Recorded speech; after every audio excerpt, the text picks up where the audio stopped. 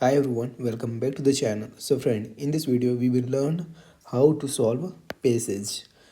ये फोकट का नंबर होता है क्योंकि इसमें देखो, इसमें आपको कुछ याद करके नहीं जाना है, सारे उत्तर आपको वहीं सामने लिखे मिलेंगे, बस आपको ढूंढना है। अगर वेटेज की बात करें तो 10-15 नंबर का आता है जो पास होने के लिए बहुत बड़ा योगदान है। देखिए वाई पैसेज मैटर, इसका महत्व क्या है? तो हाई स्कोरिंग होता है और उत्तर पैसेज के अंदर ही छिपे रहते हैं। वेटेज में मैंने आपको बताया कि 10-15 मार्क आएगा। नो रट्टा, no need to memorise fact, रटने की ज़रूरत है ही नहीं, सारे आंसर आपको सामने मिल जाएंगे। क्लियर है? कॉमन प्रॉब्लम्स, सामान्य समस्याएं।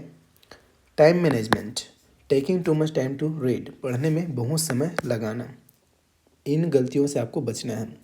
Vocabulary, not understanding difficult word, कठिन शब्दों का अर्थ ना समझना। Retention, forgetting lines while reading, पढ़ते समय लाइनें भूल जाना। Confusion, getting confused between two options, दो विकल्पों में भ्रमित होना। इन सभी चीज़ों से आप कैसे बच सकते हैं उसी के ऊपर डिस्कस करने वाले हैं। चलिए, the golden rule, reverse strategy, आपकी स्ट्रैटेजी क्या होना चाहिए? तो रिवर्स स्ट्रैटेजी होना चाहिए।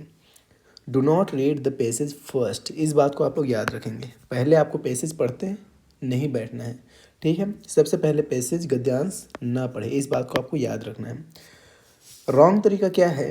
तो पैसेज फिर क्वेश्चन, आपको पहले पैसेज पढ़ के क्वेश्चन पे नहीं जाना है, ये गलत तरीका है। सही तरीका क्या है, राइट पे क्या है? तो पहले आप क्वेश्चन पढ़ेंगे फिर आप पैसेज में देखेंगे कैसे। चलिए आगे समझते हैं। Step 1, read question first. Read the questions briefly before starting the passage, passage शुरू करने से पहले प्रश्नों को सरसरी तौर पर पढ़ें। बेनिफिट क्या होगा इसके? You will know exactly what to look for, आपको पता चल जाएगा कि खोजना क्या है। फिर आगे समझना है आपको types of questions. Direct question based on fact, names and dates, तथ्यों, नामों और तिथियों पर आधारित क्वेश्चन, इनको ढूंढना बेहद आसान होता है। दूसरा वोकेबलरी, जिसमें सिनोनिम्स, एंटोनिम्स और मीनिंग्स पूछे जाते हैं, पर्यायवाची विलोम और अर्थ पूछे जाते हैं। इसके लिए आपको वोकेबलरी स्ट्रांग होना चाहिए। फिर थीम और टाइटल पे बेस्ड क्वेश्चन होते हैं। Central idea of the passage, passage का मुख्य विचार पूछा जाता है। और उसके अलावा grammar, parts of speech identification, व्याकरण की पहचान, नाउन, प्रोनाउन, एडजेक्टिव, एडवर्ब वगैरह पहचानने के लिए बोला जाता है। इन सभी के ऊपर चर्चा करेंगे कैसे पहचानना है। ग्रामर से रिलेटेड जो पैसेज को सॉल्व करना है उसके ऊपर एक अलग से वीडियो आएगा, इसी का पार्ट 2, उसमें हम आपको बताएंगे कि पार्ट्स ऑफ स्पीच को आप आसानी से कैसे पहचान सकते हैं। चलिए यहाँ पे समझते हैं स्टेप 2 क्या होगा।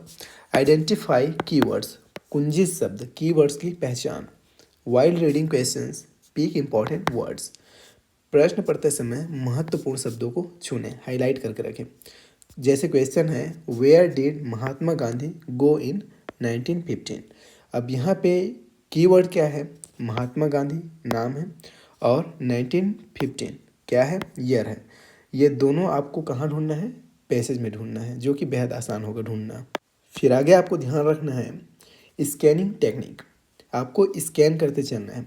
Do not read every word, move your eyes quickly to find the keywords, हर शब्द ना पढ़ें, कीवर्ड खोजने के लिए अपनी नज़रें तेज़ी से घुमाएं। Like finding a number, just like finding a friends नाम इन अ कॉन्टैक्ट लिस्ट, जैसे आप संपर्क सूची में दोस्त का नाम खोजते हैं, इस तरीके से आपको कीवर्ड को ढूंढना है। उसके अलावा targeted reading, once you find the keyword in the passage stop and read that sentence carefully, जब कीवर्ड मिल जाए तो रुके और उस वाक्य को ध्यान से पढ़ें। Find keywords, read sentence, match option, आपने कीवर्ड ढूंढा, कीवर्ड क्या था? जैसे कीवर्ड था वहाँ पे महात्मा गांधी, ओके, महात्मा गांधी और क्या था? 1915। अगर आपको ये कीवर्ड्स कहीं दिखे तो आप उस सेंटेंस को पूरा पढ़ेंगे और फिर ऑप्शन मैच करके देखेंगे, अगर ऑप्शन मैच हुआ तो हाई चांस है कि वो आंसर हो सकता है। क्लियर है? उसके अलावा handling vocabulary questions, if you don't know the meaning of word don't panic, यदि आपको किसी शब्द का अर्थ नहीं पता तो घबराएं नहीं। यूज़ कॉन्टेक्स्ट क्लूज, संदर्भ संकेत, ये क्या है?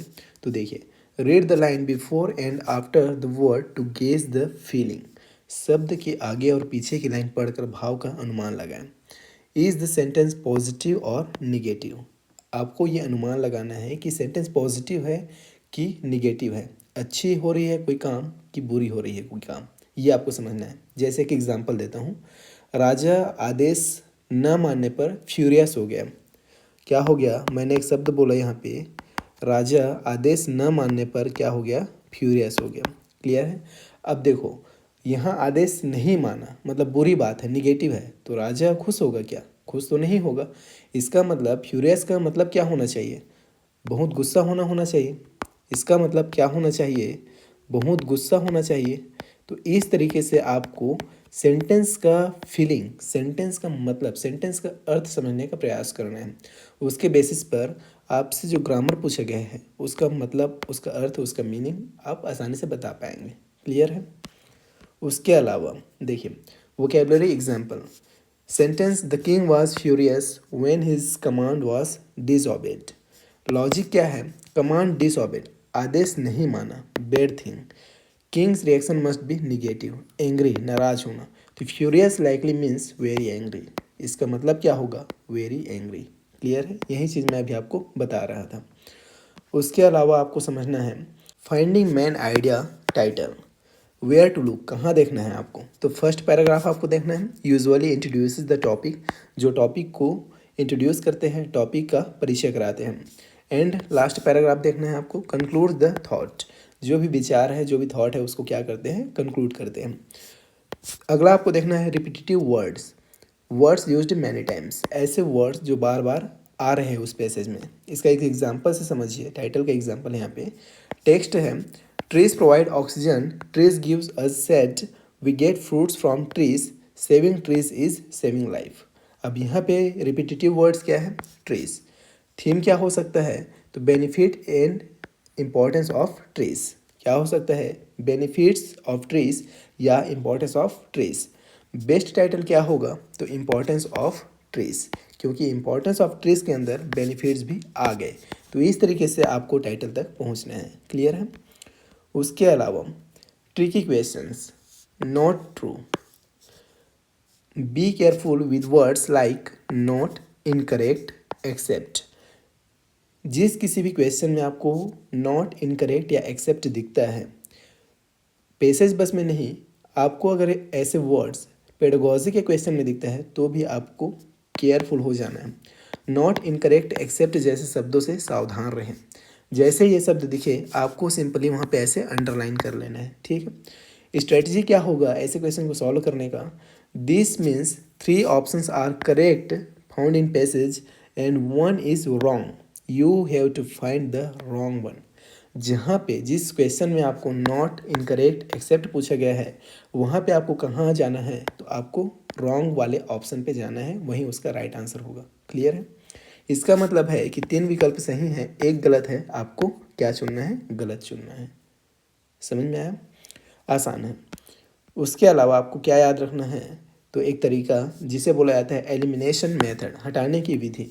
If you are confused, remove the options that are definitely wrong. यदि आप भ्रमित है तो उन विकल्पों को हटा दें जो निश्चित रूप से गलत है। क्योंकि आपको एक क्वेश्चन का 4 ऑप्शन दिखेगा, 4 ऑप्शन में कुछ ऑप्शन ऐसे होंगे जो आपको लगेंगे कि ये तो 100% इसका आंसर हो ही नहीं सकता। तो सबसे पहले आप उसको क्या कर दें, हटा दें, उसको डिलीट कर दें। 4 ऑप्शन में से रिमूव इररिलेवेंट, जो उससे मिलता जुलता नहीं है उसको हटा दें। उसके बाद रिमूव अपोजिट, जो उल्टा लगे उसको हटा दें। आप कहाँ पहुँच जाएंगे, आप पहुँच जाएंगे करेक्ट आंसर तक। क्लियर है। उसके अलावा आगे आपको समझना है एक चीज़ में, टाइम मैनेजमेंट। आइडियल टाइम क्या होना चाहिए, spend 5 to 7 minute max on 1 passage. एक पैसेज में लगभग आपको 5 से 7 मिनट तक स्पेंड करना है। एक पैसेज पर अधिकतम 5 से 7 मिनट लगाएं। ब्रेक डाउन, इस टाइम को कैसे ब्रेक करना है आपको, तो 1 मिनट रीड क्वेश्चंस, 1 मिनट में आपको क्वेश्चंस को पढ़ना है। 3-4 मिनट क्या करना है आपको, स्कैन एंड सॉल्व, 3-4 मिनट तक आपको स्कैन करना है पैसेज को और सॉल्व करना है क्वेश्चन को। 1 मिनट किसके लिए लेंगे आप? रिव्यू के लिए। तो इस तरीके से आपको मैक्सिमम कितना टाइम देना है एक पैसेज को? 5 से 7 मिनट, क्योंकि एग्ज़ाम में समय बहुत मैटर करता है। एक एक मिनट बहुत कीमती होता है और यही एक एक मिनट निर्णायक होता है आपके सिलेक्शन के लिए, और स्पेशली अगर हम बात करें CGTET जैसे एग्ज़ाम का, तो आपके क्वालिफिकेशन के लिए, एग्ज़ाम को क्वालिफाई करने के लिए। क्लियर है? इन सब के अलावा ग्रामर के जो क्वेश्चन आते हैं पैसेज में, वो थोड़ा सा कन्फ्यूजिंग होते हैं। Often asked, identify the parts of speech of the underlined word. आपसे पैसेज में क्या पूछा जाता है अक्सर करके? पार्ट्स ऑफ स्पीच, जो क्या क्या होते हैं? Noun, pronoun, adverb, verb, adjective, prepositions, ये सभी चीज़ें। तो इनको कैसे आइडेंटिफाई करना है, कैसे सॉल्व करना है, उसके लिए हम एक सेपरेट वीडियो बनाएंगे जो इस वीडियो के बाद अपलोड होगा। उसके लिए आप लोग तैयार रहिएगा। समझिए ये चीज़ होते क्या है। तो नाउन नेमिंग वर्ड्स होते हैं। Check for the and a before it. आपको इसके लिए क्या चेक करना है? The and a before it, इसके पहले। वर्ब के लिए आपको क्या चेक करना है? तो action word, check for ED, ING। Adjective के लिए क्या करना है? Describes a noun, good turn. ये किसको डिस्क्राइब करते हैं? तो ये डिस्क्राइब करते हैं नाउन को। एडवर्ब क्या होते हैं? Ends in LY, slowly, fast. Generally ये LY से एंड होते हैं। तो ये चीज़ें आपको समझना है। अच्छे से समझेंगे नेक्स्ट वीडियो में कि आप पार्ट्स ऑफ स्पीच को पहचान कैसे सकते हैं आसानी से पैसेज में। चलिए यहाँ पे आगे समझिए। टोन ऑफ द पैसेज, लेखक का स्वर। How does the author sound, लेखक कैसा महसूस कर रहे हैं।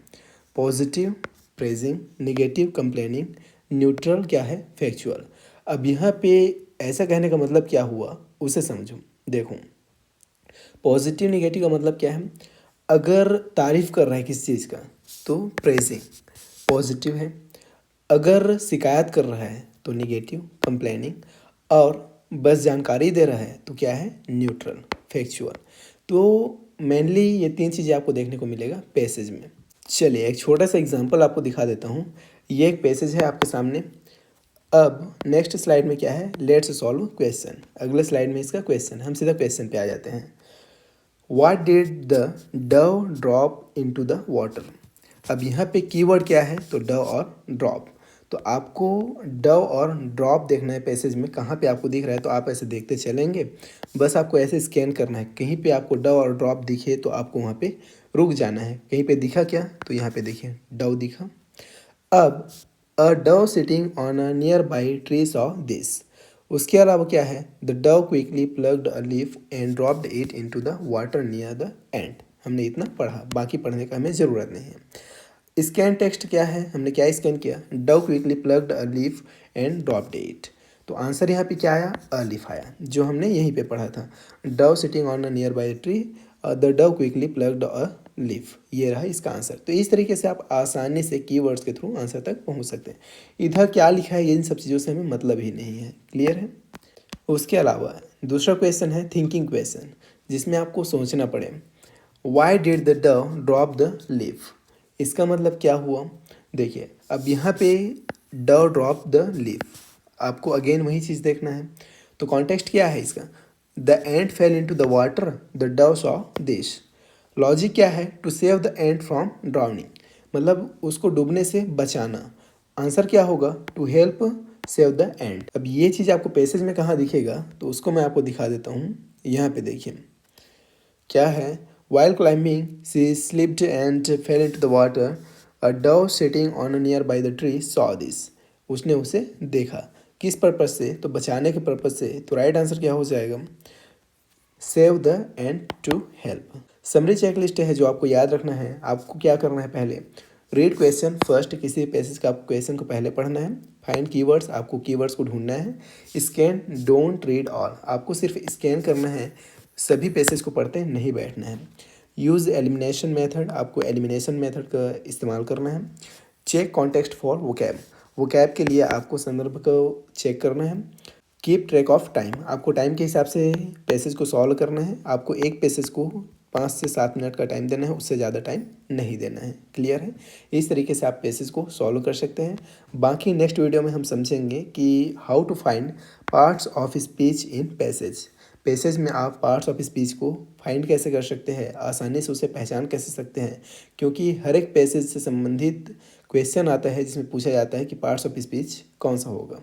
Noun, pronoun, adjective, adverb, prepositions, ये सभी चीज़ें आपको पहचानना होता है। तो डोंट वरी, अगले वीडियो में इसे अच्छे से समझ लेंगे। ये वीडियो आपको कैसा लगा कमेंट में बताइएगा। पसंद आया तो लाइक कीजिए और आगे आने वाले वीडियोज़ के लिए चैनल को सब्सक्राइब करना ना भूलें। हम आपसे मिलते हैं नेक्स्ट वीडियो में, तब तक के लिए टेक केयर, बाय।